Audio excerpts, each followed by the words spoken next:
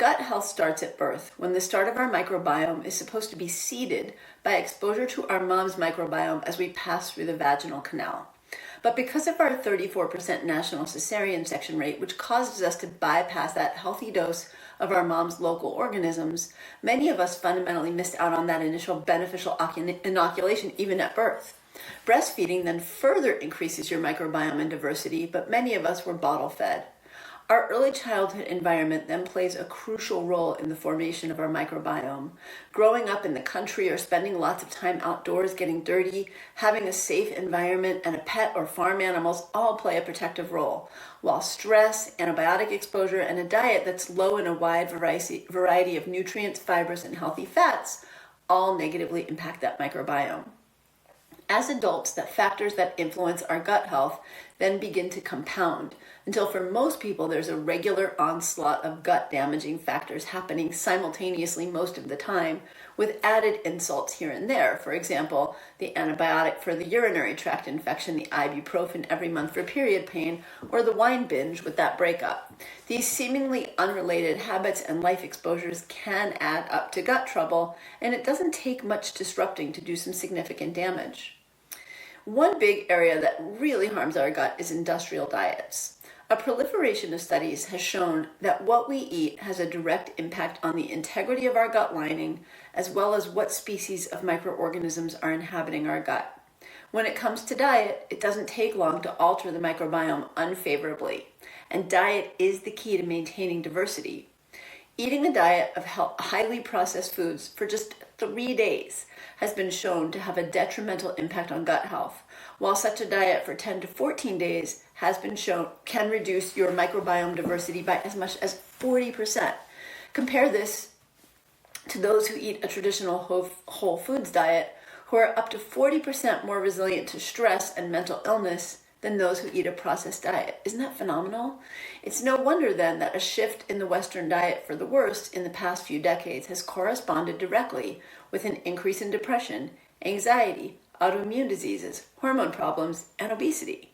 It's undoubtedly clear that a diet high in sugar, corn syrup, high fructose corn syrup, and poor quality fats, fast-burning carbs, highly processed foods, and a low variety of food alters the gut microbiome and increases leaky gut, favoring the growth of species of bacteria that increase inflammation, endotoxemia, all the problems that go with it, and doesn't provide the good flora that we need to nurture with the nutrients that they need to thrive. This standard Western diet also increases intestinal hyperpermeability.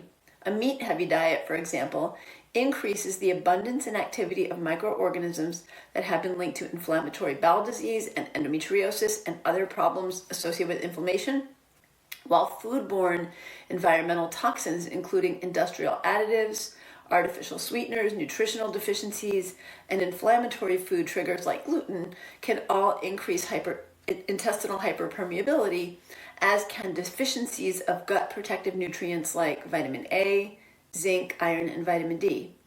We're going to cover a few big contributors in our modern lives that affect our gut health, both leaky gut and microbiome, including stress, sedentary living, and circadian rhythm disruption. Another big disruptor are common medications, and I mentioned these big four earlier. Now, medications may be necessary and even life-saving for your health, so I don't want you to just go off of your medications, but most have unintended consequences.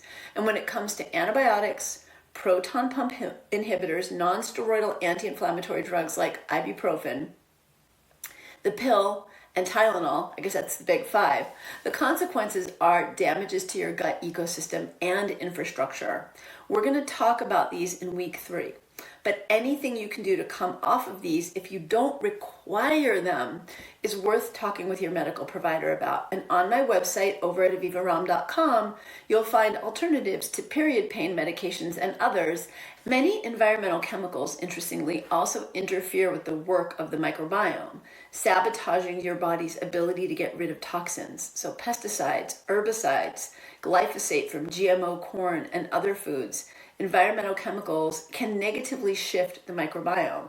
Therefore, to support a healthy microbiome, it's not just about your diet and your probiotics and prebiotics, but we're going to be spending one of the days talking about reducing your overall exposure to environmental pollutants so that your body can do its amazing job of helping you to heal. And I'm going to talk about how to emphasize organic foods in an affordable way. Your gut has a remarkable ability for self-repair, and rather quickly. While this has been demonstrated in numerous experiments in humans and animals, none was perhaps as amusing as when London-based journalist Tim Spector spent a few days not only living with those Hadza people that I mentioned, but eating like them too. After just an intensive 3 days of eating like a hunter-gatherer, eating wild foods, snacking on wild berries, and avoiding washing, and that's not part of the program here, and he also used no alcohol swabs or hand sanitizers, his microbial diversity from before to after, as measured by research scientists studying the Hadza microbiome, evidenced massive increase by a quote-unquote stunning 20%. 3 days, you guys. The steps to restoring gut health are actually pretty easy. You have to remove what's triggering inflammation, leaky gut, or disrupting your microbiome, and replace or replenish the nutrients your body needs to restore gut lining integrity and nourish a healthy microbiome. Reseed your microbiome, and if necessary, add additional support for repairing the gut lining and nourishing your microbiome.